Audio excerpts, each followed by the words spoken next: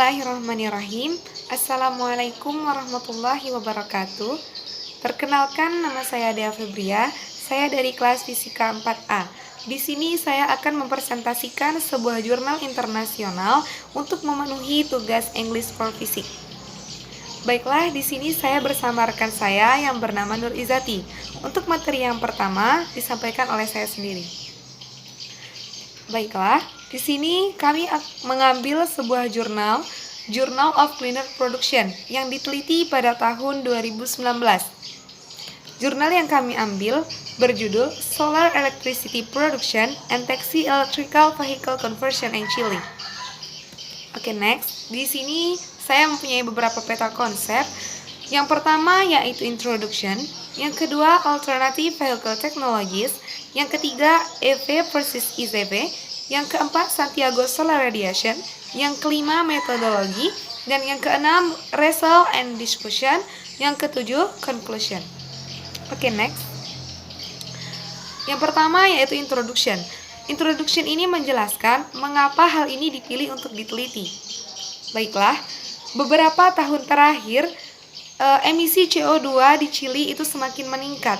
Hal ini disebabkan karena banyaknya permintaan listrik, kebutuhan pelabuhan, dan juga produksi industri. Sedangkan energi listrik di Chili ini berasal dari bahan bakar fosil seperti bensin, gas, dan juga batu bara.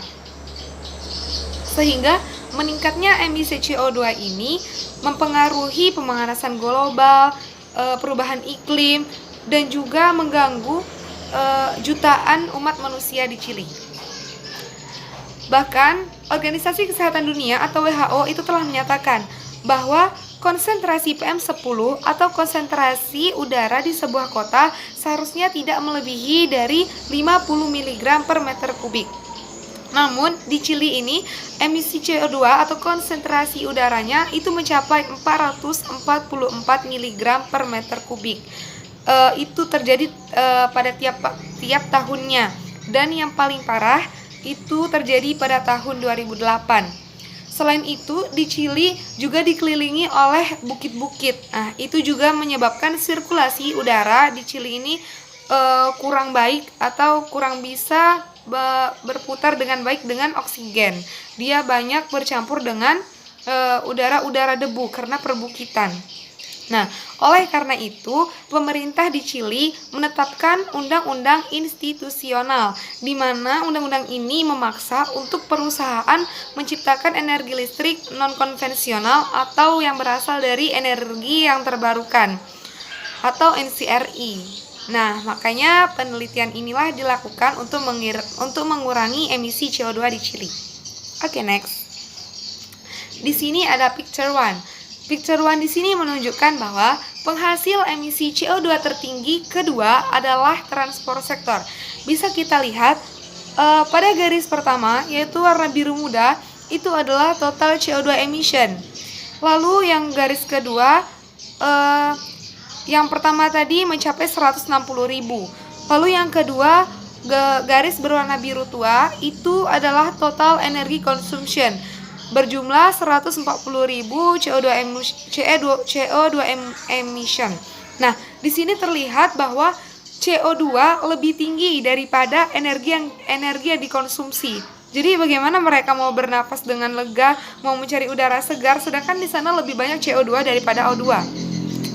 Oke, selanjutnya garis berwarna merah. Di sana menunjukkan garis warna merah adalah energy generation CO2 emission, yaitu berjumlah sekitar 70.000 CO2 emission. Lalu garis yang berwarna hijau muda yaitu transport CO2 emission. Nah, lalu yang ketiga itu garis berwarna ungu, itu berasal dari industri CO2 emission, itu sekitar 30.000. Lalu selanjutnya garis berwarna Tosca tua itu berasal dari buildings, public, komersial, residential, CO2 emission, dari pembangunan ya. Nah, itu mencapai sekitar 10.000. Nah, lalu untuk garis yang selanjutnya yaitu Tosca muda, itu berasal dari fishing CO2 emission, itu sepertinya 0, sekian ya. Fishing ini seperti dari laut, sungai, dan pokoknya yang perikanan. Lalu yang garis warna oranye itu hampir mendekati 0, yaitu dari faktor-faktor lain, other CO2 emission. Oke, next. Di sini ada picture 2. Picture 2 menunjukkan jumlah kendaraan berdasarkan jenis sektor transportasi umum. Selain itu juga menunjukkan kenaikan keseluruhan terhadap jumlah kendaraan selama 4 tahun terakhir. Nah, di sini bisa terlihat bahwa pada diagram yang berwarna biru itu menunjukkan taksi. Lalu diagram yang berwarna oranye itu menunjukkan bus and taxi bus. Lalu yang berwarna abu-abu itu adalah minibus. Nah, di sini bisa kita lihat bahwa orang-orang di Chili ini banyak menggunakan taksi daripada kendaraan transportasi umum. Di sini bisa dilihat juga untuk 4 tahun terakhir dari tahun 2012 sampai 2015 itu yang meningkat yaitu jumlah penggunaan taksi. Untuk jumlah penggunaan bus and taxi bus atau minibus itu penaikannya hampir sama. Tidak terlalu naiknya, tidak terlalu banyak. Oke, next. Di sini ada picture 3. Picture 3 menunjukkan bahwa sebagian besar armada kendaraan di Chili tergantung pada bensin atau solar dan pangsa EVS sangat rendah. Nah, di sini maksudnya adalah bahwa kebanyakan bahan bakar atau kita menyebutnya POM. Nah, POM di sana tuh lebih banyak POM bensin sehingga pasar EVS sangat rendah. Pasar EVS ini adalah mesin listrik itu tadi. Nah, karena orang banyak menggunakan solar, makanya untuk mesin listrik untuk kendaraan itu sangat sedikit dijual di pasaran. Nah, di sini bisa terlihat dari diagram yang warna biru yaitu petrol. Petrol itu bensin ya, teman-teman. Nah, itu penggunaannya mencapai 75,531%, hampir 3/4-nya. Lalu untuk yang berwarna kuning yaitu diesel, mesin diesel yaitu menggunakan 24,296%, hampir 1/4-nya lah ya. Lalu selanjutnya LPG. LPG mereka menggunakan 0,167%. Dan yang paling sedikit itu adalah electricity atau yang elektrik itu hanya menggunakan 0,006%. Baiklah, next. Nah, di sini ada picture 4. Picture 4 di sini menunjukkan ringkasan dari kebijakan emisi polutan yang diberlakukan oleh pemerintah Chili. Ini kebijakannya pada tahun 2012 ya, ditetapkan seperti ini. Nah, di sini ada 3 jenis kendaraan yaitu conventional diesel engine, adventure diesel engine, dan LPG engine. Nah, di sini mereka tuh karena banyaknya orang yang menggunakan taksi, oleh karena itu pemerintah ini menekan bahwa standar untuk mesin taksi tersebut hanya boleh mengeluarkan CO2-nya segini, NOx-nya segini. Nah, ini adalah ringkasannya. Baiklah, akan saya jelaskan. Yang pertama yaitu konvensional diesel engine. Diesel yang masih konvensional itu pemerintah hanya boleh paling banyak itu mengeluarkan NOx atau nitrogen monoksida. Itu ketetapannya itu 5 gram per kilowatt. Nah, untuk CO-nya atau karbon monoksidanya hanya boleh mengeluarkan 2, sekian gram per kilowatt. Lalu untuk HC atau hidrokarbonnya itu hanya boleh mengeluarkan sekitar 0,8 gram per kilowatt. Lalu untuk yang warna kuning yaitu partikel atau jumlah partikelnya itu hanya menggunakan 0, sekian gram per kilowatt. Nah, untuk yang kedua, mesin kedua yaitu advanced diesel engine. Nah, di sini pemerintah menetapkan hanya boleh mengeluarkan karbon monoksida sebanyak 1,5 gram per kilowatt. Lalu untuk yang berwarna abu-abu atau nitrogen monoksidanya hanya boleh mengeluarkan sekitar 3,5 gram per kilowatt. Lalu untuk yang HC atau hidrokarbon hanya boleh mengeluarkan sekitar 0,5 gram per kilowatt. Lalu untuk yang terakhir yaitu jenis mesin LPG engine yang menggunakan LPG. Nah, di sini pemerintah menetapkan hanya boleh mengeluarkan karbon monoksida sebanyak 5,5 gram per kilowatt. Lalu untuk yang abu-abu yaitu NOx hanya boleh mengeluarkan nitrogen monoksida sebanyak 5 gram per kilowatt. Lalu untuk yang berwarna oranye yaitu HC atau hidrokarbon itu hanya boleh mengeluarkan 0,8 ya, sekitar 0,8 gram per kilowatt. Lalu untuk yang berwarna kuning atau partikel itu mengeluarkan 0, sekian ya, masih kecil sekali. Lalu untuk yang biru tua yaitu CH4, ya CH4 itu adalah metana. Nah, metananya hanya boleh mengeluarkan 1,8 gram per kilowatt. Nah, ini adalah kebijakan dari pemerintah di Chili. Oke, next. Nah, poin yang kedua. Di sini adalah alternative vehicle technologies atau teknologi kendaraan alternatif. Nah, di sini mereka merencanakan untuk membuat sebuah mesin EV atau electric vehicle dengan tipe yang cocok. Nah, untuk mencocokkan tipe itu mereka mencoba dengan 4 tipe percobaan. Yang pertama yaitu parallel hybrid engine. Nah, di sini mereka memasangkan paralel antara mesin hibrid dengan catu daya atau baterai. Nah, setelah mereka pasang secara paralel, mereka dapatkan bahwa hasilnya menunjukkan sama sistem kerjanya seperti mesin konvensional biasa, seperti mesin-mesin yang menggunakan solar, seperti mobil-mobil kita yang di Indonesia, seperti itu. Nah, lalu yang kedua yaitu tipe series hybrid engine. Mereka yang kedua menggunakan catu daya atau baterai lalu dipasangkan seri dengan mesin hibrid. Nah, di sini didapatkan ketika radiasi matahari tinggi, maka dia akan mengisi catu daya atau mengisi baterai. Namun ketika radiasi matahari rendah, maka dia akan mengisi mesin IC. Nah, jadi di sini mereka mengatakan bahwa hal ini tidak memaksimalkan kerja baterai. Mereka hanya menggunakan setengahnya saja. Nah, akhirnya mereka lanjut dengan tipe yang ketiga, yaitu series or parallel hybrid. Jadi di sini mereka menggabungkan antara tipe yang pertama dan tipe yang kedua. Di sini mereka mendapatkan hasil yang cukup efisien. Namun karena mereka menggabungkan dua tipe, jadi memerlukan komponen yang banyak sehingga ini membuat harganya kurang terjangkau. Nah, oleh karena itu mereka membuat tipe lagi, yaitu yang tipe yang keempat, yaitu complex hybrid. Nah, inilah tipe mesin yang mereka gunakan. Mereka menggabungkan antara parallel hybrid engine, series hybrid engine, series or parallel hybrid. Nah, inilah menjadikan complex hybrid. Jadi walaupun komponennya banyak, tetapi komponen itu sedikit-sedikit. Nah, jadi tidak terlalu mahal, namun sistem kerjanya efisien. Oke, selanjutnya next poin yang ketiga yaitu EV versus ICV. Nah, EV di sini adalah electrical vehicle dan ICV adalah internal combustion vehicle. Nah, EV ini adalah mesin listrik dan ICV ini adalah mesin konvensional yang dari solar ya. Nah, di sini ada 2 poin. Yang pertama yaitu 3.1 advantage dan disadvantage. Nah, di sini artinya keuntungan dan kerugian. Keuntungan di sini dikatakan kenapa mesin EV lebih efisien dari mesin ICV itu karena 2, yaitu yang keuntungannya yang pertama, mesin EV ini penggerak utamanya itu lebih stabil.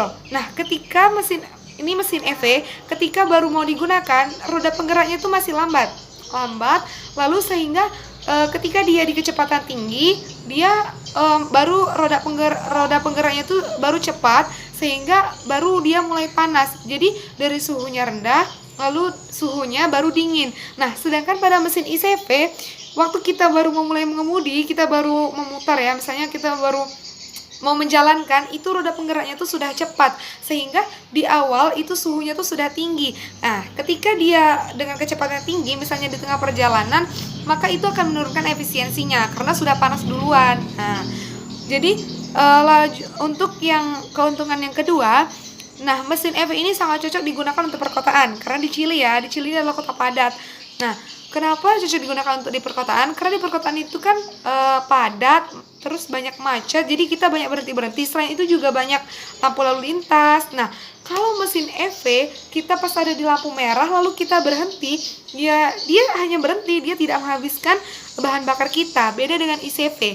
Kalau kita menggunakan mesin yang dari solar atau transportasi yang dari solar, walaupun kita berhenti, dia tetap menggunakan bahan bakar kita gitu, tetap menyedot gitu. Nah, sedangkan EV ini tidak, dia secara otomatis dia akan memberhentikan untuk pengambilan bahan bakarnya. Nah, lalu untuk poin yang kedua yaitu 3.2 EV Energy Storage. Nah, penyimpanan energi EV di sini harus sangat-sangat penuh ya, karena jika dia terisi penuh maka roda penggeraknya akan bekerja dengan baik. Nah, jika dia bekerja dengan baik maka dia bisa menggerakkan sekitar 150 km per harinya. Nah, di sini kerugiannya teman-teman. Jadi, mesin EV ini tidak cocok untuk perjalanan jauh. Misalnya kamu dari Jambi mau ke Malaysia pakai mobil yang dari EV atau mesin listrik, itu nggak cocok. Selanjutnya yang picture 5. Picture 5 di sini menunjukkan bahwa baterai lithium ion adalah baterai pilihan yang paling tepat untuk pasar EV karena mereka menawarkan energi tingkat tertinggi yang spesifik dan daya spesifiknya juga tinggi. Nah, di sini bisa terlihat, sebelumnya saya jelaskan dulu apa itu specific power dan specific energy. Nah, specific power di sini adalah kekuatan sebuah baterai untuk menyimpan daya. Oleh karena itu dia mempunyai satuan W per kilogram. Berapa daya yang bisa dia simpan per kilogramnya, per kilogram transportasi itu melaju ya, atau mobil itu melaju. Lalu untuk spesifik energi ini adalah berapa energi yang bisa dia hasilkan. Kan untuk pertukaran misalnya dari bensin untuk menggerakkan mobil itu disebut energi kinetik ya, untuk perubahan itu. Nah, seperti itu juga dari baterai menuju energi gerak itu energi kinetik atau energi yang dihasilkan. Ini adalah, makanya dia satuannya itu WH per kilogram atau watt hours per kilogram. Nah, jadi berapa sih energi yang dia hasilkan di tiap kilogramnya. Nah, ini untuk yang pertama, yang berwarna hijau yaitu superkapasitor. Superkapasitor ini sama seperti baterai tapi dia agak berukuran besar. Nanti aku akan kasih gambarnya. Nah, superkapasitor dia berwarna hijau. Ini dia menunjukkan bahwa spesifik powernya yaitu berada di angka 10.000. Namun untuk spesifik energinya dia hanya mencapai 0, sekian. Jadi dia bisa menyimpan menyimpan daya dengan sangat banyak. Namun untuk pertukaran energinya atau mengubah baterai ini menjadi energi hanya 0, sekian. Nah, selanjutnya yang berwarna orange yaitu lead acid. Nah, sebelumnya untuk mesin-mesin EV atau mesin-mesin listrik dulu menggunakan lead acid. Nah, lead acid ini dia untuk spesifik powernya atau kekuatan penyimpan daya itu sekitar antara 100 sampai 1000. Ini sekitar 500 ya di tengah-tengah. Lalu untuk spesifik energinya, energi yang bisa dihasilkan yaitu sekitar antara 10 sampai 20 sekian. Nah, untuk yang ketiga yaitu yang berwarna navy itu nikel kadmium. Nikel kadmium ini bisa menghasilkan spesifik power atau dayanya untuk menyimpannya yaitu sekitar 900. Nah, untuk spesifik energinya dia hanya bisa menjadikan energi 40 sampai 60. Nah, selanjutnya yang untuk berwarna biru muda yaitu nikel metal hydride. Nah, di sini dia bisa menghasilkan spesifik power sekitar 1000 sekian. Nah, untuk spesifik energinya dia bisa menghasilkan sekitar 80 ya. Nah, ini adalah penemuan terbaru pada tahun 1970. Ini untuk dunia kelistrikan ya. Nah, baterai lithium ion adalah baterai yang paling tepat untuk mesin EV karena dia menghasilkan dayanya, dia bisa menyimpan sangat banyak, namun energi yang dihasilkan juga cepat, menjadikan energinya juga cepat. Nah, di sini terlihat bahwa pada spesifik power dia menghasilkan dia bisa menyimpan daya sekitar di bawah 10.000, antara 1.000 sampai 10.000. Ini sekitar 9.000 ya teman-teman. Nah, 9.000 watt per kilogramnya. Nah, sangat besar. Lalu untuk energi yang dihasilkan itu high energy. Nah, di sini dijelaskan ya, high energy atau energinya sangat tinggi, yaitu dari sekitar 160 sampai 180 watt hours per kilogramnya. Nah, jadi mereka banyak menggunakan baterai lithium ion untuk bahan dasar utama pembuatan mesin EV. Oke, next. Baiklah teman-teman, di sini aku akan kasih tahu gambar-gambar dari baterai yang aku sebutkan tadi. Nah, yang ini superkapasitor. Lalu yang ini baterai lead acid. And next, yang ini baterai dari nikel kadmium. And next, ini baterai dari nikel metal hydride. Dan yang terakhir, ini adalah baterai lithium ion. Nah, di sini ada picture 6. Picture 6 di sini menunjukkan bahwa Chili memiliki lebih dari 28% dari seluruh dunia untuk cadangan litium. Di sini bisa kita lihat di Cina. Di Cina ini mempunyai cadangan litium 10,3%. Lalu di USA mempunyai cadangan 3,8%. Lalu untuk Bolivia 50,5%. Lalu untuk di Brazil 1,3% dan untuk di Chili 28,1%. Nah, seperti ini di Indonesia ya teman-teman. Indonesia banyak menggunakan catur dayanya itu dari baterai. Baterai itu berasal dari batu bara. Nah, di Chili ini pun sama. Dia karena ingin menggunakan baterai lithium ion dan dia mempunyai cadangan bahan bakarnya. Jadi dia tidak perlu khawatir apabila sewaktu-waktu bahan utamanya ini habis karena dia punya cadangannya. Oke, next, di sini ada picture 7. Nah, picture 7 di sini menunjukkan desain prototip stasiun pengisian tenaga surya untuk proyek e-Bugi. Nah, sebenarnya di sini saya jelaskan bahwa proyek e-Bugi ini adalah proyek yang meneliti akan membangun stasiun tenaga surya ini, teman-teman. Nah, di sini mereka menunjukkan inilah sebuah desain pom untuk stasiun tenaga suryanya. Kalau kita pom bensin, nah ini pom untuk tenaga surya. Nah, ini adalah desainnya. Oke, next. Untuk poin yang keempat yaitu Santiago Solar Radiation. Nah, atau disebut dengan radiasi matahari Santiago. Nah, penelitian ini terus dikembangkan untuk menilai kelayakan pembangunan stasiun pengisian tenaga surya di kota padat seperti Santiago. Dan untuk mendistribusikan energi matahari yang dihasilkan dari Nissan V16 atau mesin solar itu diubah menjadi mesin EV. Jadi kenapa penelitian ini terus dikembangkan? Karena tidak semua kota atau tidak semua tempat di Santiago atau di Chili itu mempunyai radiasi matahari yang tinggi, teman-teman. Nah, jadi mereka tuh terus mencari di mana kota atau tempat yang benar-benar radiasi mataharinya tuh konstan, tidak naik turun gitu, tapi tetap tinggi terus. Nah, jadi makanya mereka melakukan penelitian ini terus menerus. Oke, next. Di sini ada tabel 1. Tabel 1 di sini menunjukkan radiasi matahari bulanan untuk laba-laba, sebuah wilayah di Santiago atau Chili. Nah, tempat ini dipilih karena titiknya paling dekat dari terminal taksi.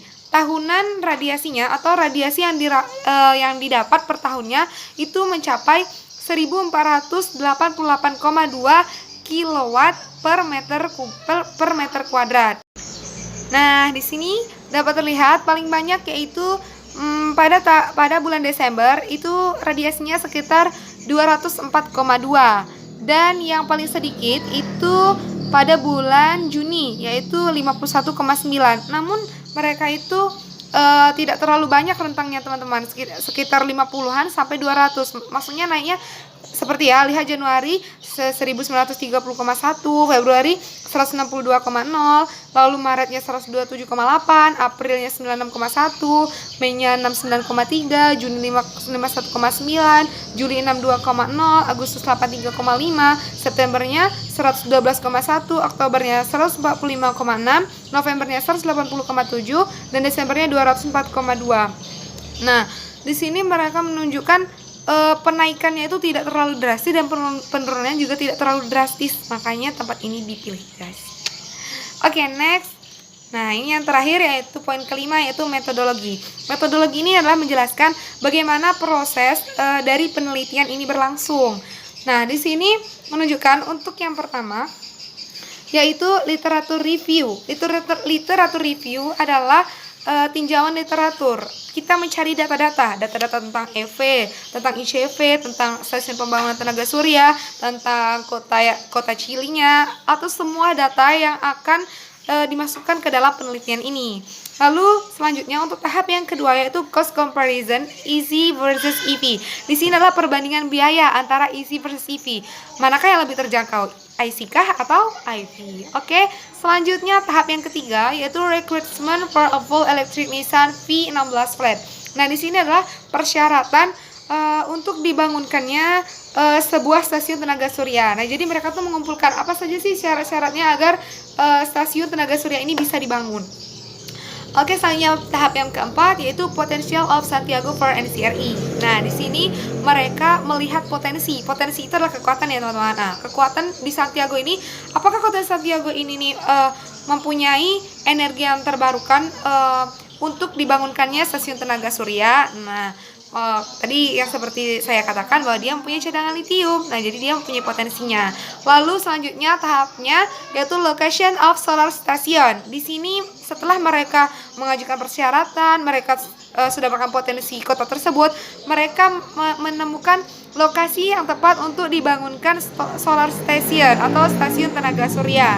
Nah, dan yang terakhir yaitu validation of final model. Nah, jadi kesimpulannya untuk metodologinya literatur review, cost comparison EV versus EV, recruitment for a full electric Nissan V16 flat, potential of Santiago for NCRI atau energi yang terbarukan, location of solar station, validation of final model. Baiklah teman-teman, sekian dari saya. Selanjutnya akan disambung oleh rekan saya bernama Nur Izati. Assalamualaikum warahmatullahi wabarakatuh. Bye. Halo teman-teman semuanya, tetap semangat ya. Nah, sebelumnya perkenalkan, nama saya Nur Izati. Nah, di sini saya akan melanjutkan pembahasan mengenai jurnal internasional kami dari rekan saya Dea Febria. Yuk teman-teman, sama-sama kita lihat PPT berikut ini. Oke, di sini ada poin 6, ratio and discussion, hasil dan diskusi. Nah, ada perbandingan biaya bahan bakar. Yang pertama untuk Nissan P16 atau bensin kendaraan. Di sini peneliti ini menganggap bahwa 1 liter bensin menyediakan 9,63 kWh. Nah, itu harga bensinnya itu 1,64 US dollar. Nah, untuk jumlah kWh yang tersedia pada akhir harga energi ini dihitung dengan volume tangki dikali dengan harga bensin. Nah, selanjutnya untuk kendaraan listrik. Nah, di sini kalau kendaraan listrik ada dua pilihan untuk mengisi baterai EP. Yang pertama itu menggunakan kekuatan dari grid, yang kedua untuk stasiun tenaga surya. Nah, di sini peneliti ini menganggap baterai kendaraan listrik terisi penuh, berisi sekitar 18 kWh. Nah, yang berarti bahwa grid harus menyediakan 36 kWh energi. Selanjutnya efisiensi antara baterai dan proses emisi adalah sekitar 90%.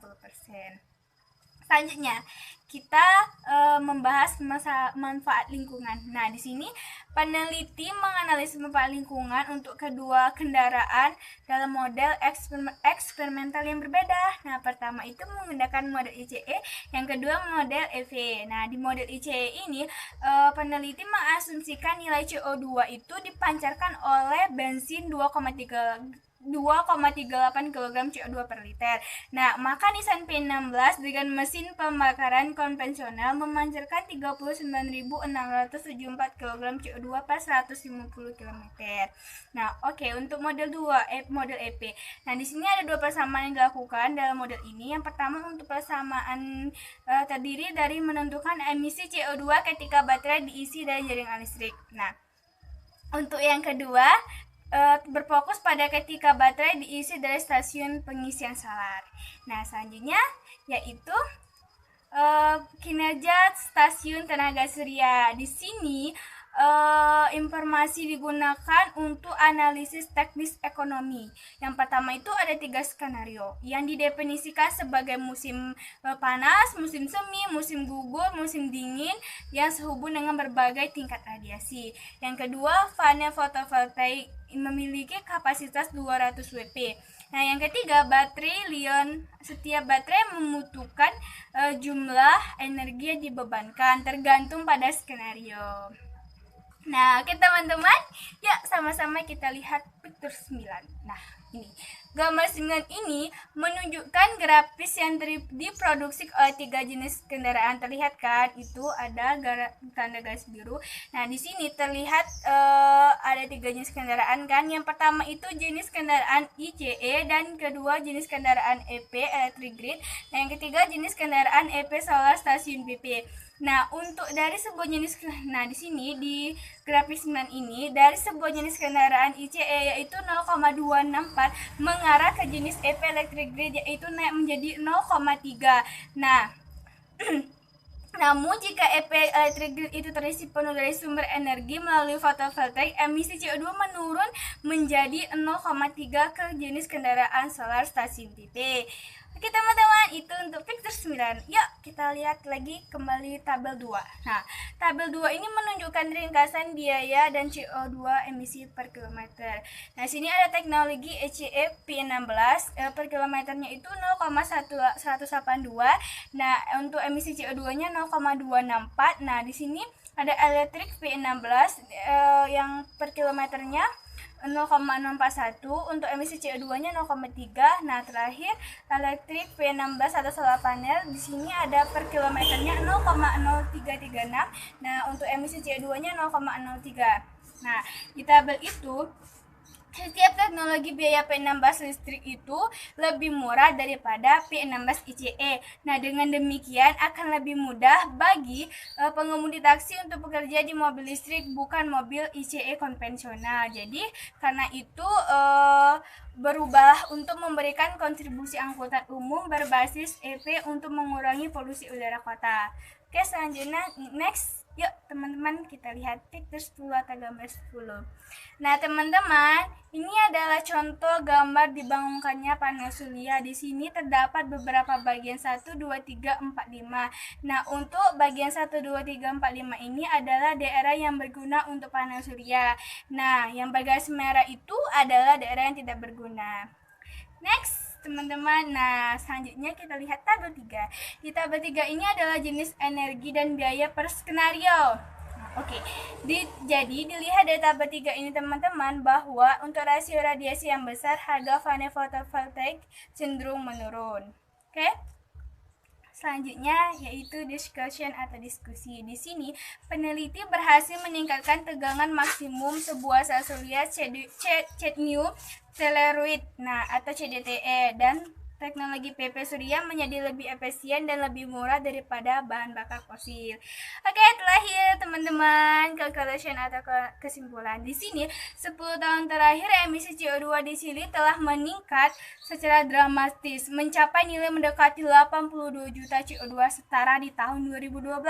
Nah, penelitian mengungkapkan perbaikan yang dapat diterapkan di sektor transportasi masyarakat Chili untuk mengurangi emisi CO2.